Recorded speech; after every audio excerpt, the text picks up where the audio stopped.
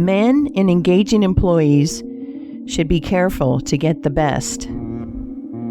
Understand you cannot have too good tools to work with, and there is no tool you should be so particular about as living tools.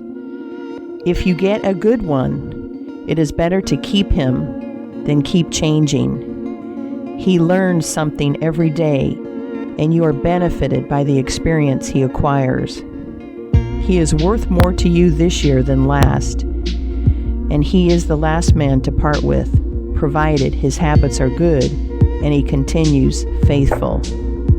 If, as he gets more valuable, he demands an exorbitant increase of salary on the supposition that you can't do without him, let him go. Whenever I have such an employee, I always discharge him first to convince him that his place may be supplied, and second, because he is good for nothing if he thinks he is invaluable and cannot be spared. But I would keep him, if possible, in order to profit from the result of his experience. An important element in an employee is the brain. You can see bills up.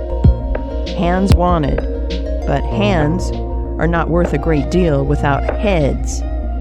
Mr. Beecher illustrates this in this wise. An employee offers his services by saying, "I have a pair of hands, and one of my fingers thinks." "That is very good," says the employer. Another man comes along and says, "He has two fingers that think." "Ah, that is better." But a third calls in and says that all his fingers and thumbs think. "That is better still." Finally, another steps in and says, "I have a brain that thinks. I think all over. I am a thinking as well as a working man." "You are the man I want," says the delighted employer. Those men who have brains and experience are therefore the most valuable, and not to be readily parted with. It is better for them as well as yourself to keep them at reasonable advances in their salaries from time to time.